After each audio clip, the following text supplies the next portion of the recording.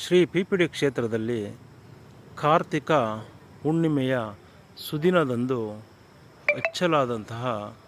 ಧರ್ಮ ಜ್ಯೋತಿ ಸುಮಾರು 24 ತಾಸುಗಳು